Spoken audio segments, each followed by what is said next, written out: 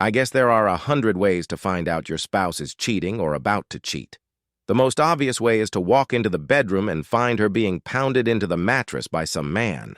My suspicion of Laura's possible infidelity started in a less obvious way. It was an unusually chilly Saturday. One of my honey-dough chores was to have the winter weather tires put on Laura's Escape. I smiled when I got in her car. The heated driver's seat was turned up to 3.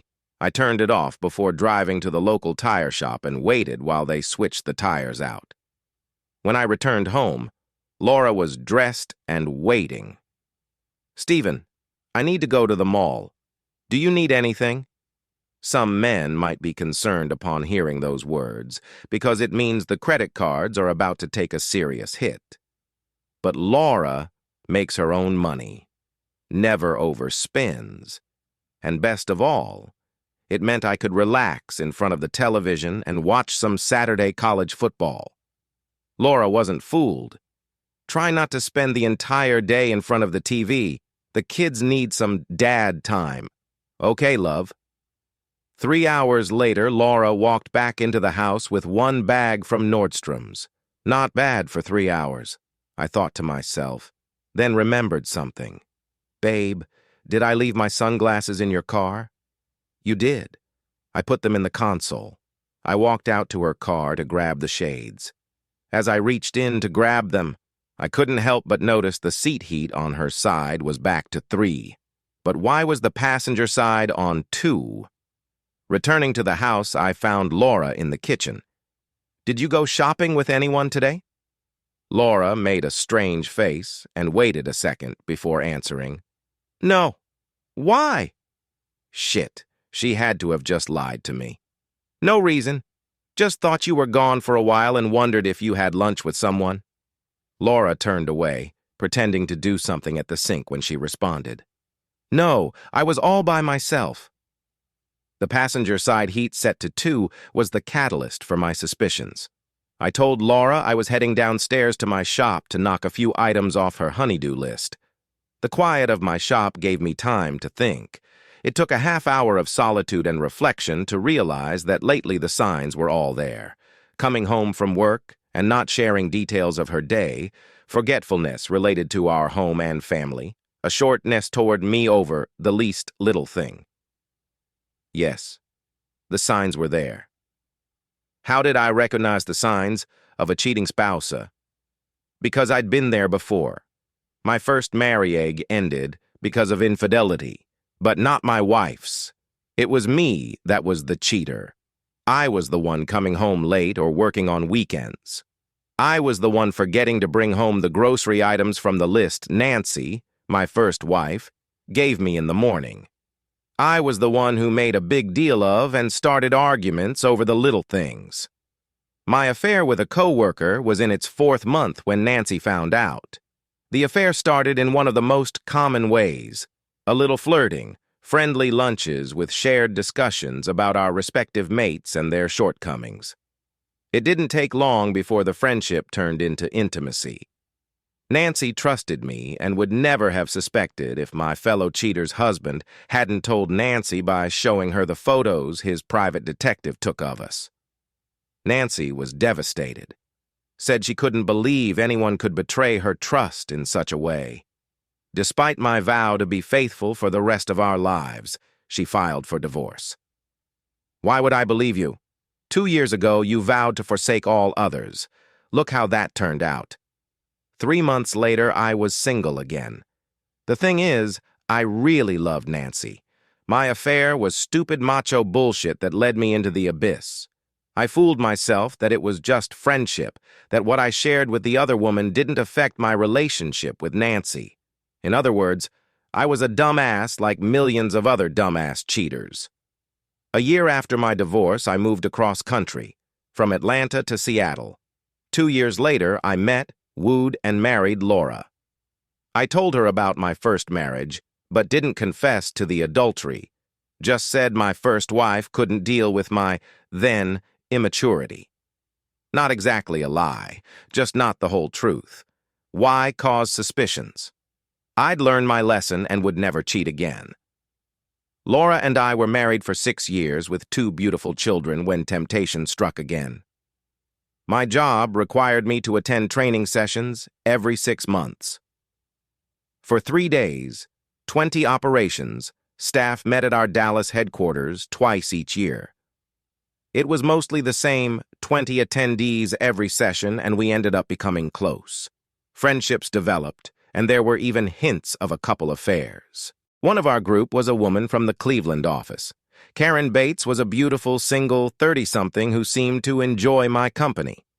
We talked during breaks and lunches. One night, it was probably my 4th session in Dallas, she asked if I would join a few of them for dinner. It was a smaller group of 7. What harm could come from it? It was a lively group. After dinner, we ended up at a bar that had a dance floor and a band. I danced with Karen and 2 other women from the group. After a few hours or so, I looked at my watch. It was midnight in Dallas and 10 o'clock in Seattle. I hightailed it out of the bar without saying goodbye to anyone. I called Laura from my cell phone as I walked back to the hotel. A sleepy Laura answered on the second ring. "Laura, it's Steven. Did I wake you?" "That's okay, baby. Just glad you called. Sorry it's so late. I went out to dinner and had a few drinks with some of the others. Wanted to call to tell you I love you. I'm walking back to the hotel right now. Should I call you when I get to the room?" "No, baby. I'm just happy to hear your voice. How was your day?" "Long too long. I catch my plane tomorrow at 3. I'll land at SeaTac at 5:30 and be home for a late dinner. I miss you." "I miss you too. So do the kids. Fly safe. I can't wait to see you." As much as I wanted to stay on the phone, I didn't want to keep Laura up. She was holding down the fort at home, taking care of the kids and going to work. It can tire a person out, and I wanted her rested for my return home tomorrow. We hung up after exchanging "I love yous" to each other just as I entered the hotel. I opened the door to my hotel room, sat on the bed, and collapsed. Jesus, that was close. One more drink and one more dance with Karen, and we'd probably be making love right now. One thing saved me. I suddenly recognized all the warning bells and whistles from the affair that blew up my first marriage. I swore that night that I wouldn't fuck up my marriage to Laura like I did with Nancy. For the next 4 years, I was able to keep my pledge. I avoided Karen Bates and a few other temptations that came across. But I kept it zipped, and so did Laura as far as I knew, until now. With a renewed sense of direction, I walked up the stairs and into our kitchen. Our 2 children, Sal and Barb, were sitting at the kitchen table chatting away with their mother as she made dinner. This was worth fighting for. But I needed to know how far Laura had strayed. Had she already crossed a line in the sand? Was she in love with the guy? Where was the line? I could feel Laura's eyes on me as I entered the room and grabbed a beer out of the frig. I sat between the kids and joined the conversation. Laura looked at the 3 of us and smiled. I knew at that moment she loved me. So why the fuck would she jeopardize our family? Or was I jumping the gun? I did my best to appear normal and clueless throughout the rest of the weekend. We even made love Sunday morning before going to Sunday service. Monday morning, I asked my boss for some flex time to take care of personal business. He was kind enough to give it to me without prying. I made a few calls and had an appointment with an investigator. Monday afternoon, I was sitting in the outer office of Sullivan Investigations, waiting to see Jake Sullivan. I walked into his office when the receptionist announced me. Jake was a big man, reminded me of a TV show my dad watched when I was a kid. Dad had the complete set of VHS tapes starring a rotund actor with a mustache. What was the name? Frank Conrad or something like that? Jake saw the look on my face, my blank stare, and laughed. It was Frank Cannon starring William Conrad. That's what you're trying to recall, right? I'm not a mind reader. I often get the same questioning look. My wife says I should shave my mustache, but it's more fun this way. Jake and I exchanged more pleasantries and got down to brass tacks. If what you tell me is true, this shouldn't take more than a week. We'll do some surveillance with a team of 2. Get what you need to make some decisions. Shouldn't be more than 10 grand. If you agree, Sheila has the contract to sign, and I'll have 2 operatives get on it by Wednesday. $10,000 sounded steep, but all things considered, maybe cheap in the long run. I agreed, shook Jake's hand, and signed the contract at his receptionist's desk. Friday evening, I was back at the Sullivan Investigations office holding my breath. Stephen, I've got good news and bad news. The good news is your wife hasn't gotten into bed with this man yet. His name is Derek Turner, by the way. Derek Turner is Laura's boss. I'd met him 3 or 4 times at Laura's work functions. I never thought much of the guy and had the feeling he thought even less of me. Always talked to me in a condescending way. I had to admit he was a handsome man, about our age, and kept himself in shape.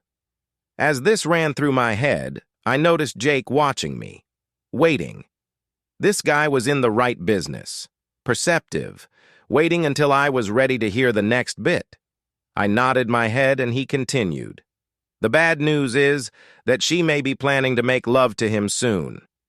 He asked her to join him on an out-of-town work-related conference in 3 weeks. She hasn't committed to it, but she's definitely on the fence. My 2 operators followed the 2 of them on Wednesday and Thursday. One sat near them Wednesday at the diner, a different operator on Thursday. Neither operator was spotted, I can assure you. There were no outward signs of affection either day. No hand-holding, kissing, anything physical. And we were able to record the conversations both days. The operators carry special purses with parabolic microphones. I'll give you both tapes so you can listen for yourself. There's some background noise. You may have to listen more than once to get used to that and hear everything that was said. I took the tapes, actually 2 seeds, from Jake, handling them as if they were poison. There's more. Based on what we heard Wednesday, I followed Turner after work both Wednesday and Thursday nights. Wednesday, he went straight to his home. Thursday, he left work and met another man in the bar at the Metropolitan Grill. They didn't seem to care they were in a public place. I couldn't hear the entire conversation. But I caught enough to know your wife isn't their first target. Given what I heard, I confirmed this morning the other man is James Young. Turner reports to Young. It appears one of the previous victims was a Karen Johnson. Your wife is a replacement for this Miss Johnson. Young asked Turner how the seduction was proceeding. Gave him some shit when Turner told him she was resisting. Turner said he felt he'd succeed as soon as she went with him on this business trip. Thought a little liquor and dancing would overcome her inhibitions. He even confirmed something we have on one of the lunch hour tapes, that Turner was tempting your wife with a chance of future promotional opportunities if she gets with the program. Jake waited another few seconds while I absorbed all this. He offered me a cup of coffee from the carafe behind his desk. I refused, already too wired. Jake continued. I can't stand men like that. I wrote my notes immediately after their conversation. The conversation took place in a public place with no right to privacy. My notes may be used in a civil suit against these 2 men in company. If necessary, I will testify on the record during the proceedings and at trial. I'll charge you less than my rate just to nail them. The charges to date are almost half of my original estimate. If you need to have your wife followed this weekend, that will probably eat up the rest of your deposit. I thought about it for only a second. No, I'll listen to the recordings. But if what you've told me is all that's happened so far, we may be able to get past this. I'll confront her tomorrow. No sense in drawing it out. Unless she surprises me, she'll agree to counseling, and that should help. I'll have to think about the lawsuit. Right now, I'm inclined to agree. Jake shook my hand. Good luck. Let me know if there's anything else you need. We'll settle the billing next week, just in case. I went home early, listened to the CDs on my computer. Derek Turner spent most of both lunches trying to seduce Laura. He spent some time trying to convince Laura I must have cheated on her when I attended the Dallas training sessions. I was pleased to hear Laura defend me when Turner bad-mouthed me. He tried to convince her it was in her best interest to go to the next conference with him. It would be good for her career. He was due for a promotion soon, and Laura had an excellent chance of getting his job when that happened. Turner spent time complimenting Laura's looks, brains, and abilities. When he said it would be wonderful to get together with her in a more private setting, somewhere away from the day-to-day drudgery, and find out if their feelings for each other was more than just friendship, Laura interrupted him, saying it was time to get back to the office. That was the end of Thursday's recording. I sensed Laura was resisting, but tempted. The attraction was understandable. I'd been there before and know it happens. If someone had intervened before my affair, my first marriage might have survived. It was time for an intervention to save my second marriage. I called Laura's folks to ask if they could watch the kids this weekend. Laura's mom was pleased to have the opportunity. I picked up Sal and Barb from school, came home with them to pack their bags, and dropped them off at Nana and Papa's to get spoiled for 2 days. Laura called me at 5 to ask if she could get home a little later and have a drink with a few of her coworkers. She was stunned when I told her, "No, come right home." Now, we have some things to discuss. Can't it wait? Not if you want to be married to me after this weekend. What are you talking about? I'm talking about a divorce unless you're home in the next half hour. Stephen, why are you talking about divorce? What's happening? Laura, come home. I'm not going to discuss this over the phone. I hung up. 26 minutes later, Laura walked in the door. She looked like she'd been crying. Stephen, what's this about a divorce? Where's Sal and Barbara? They're at your parents. Now, tell me about your affair with Derek Turner.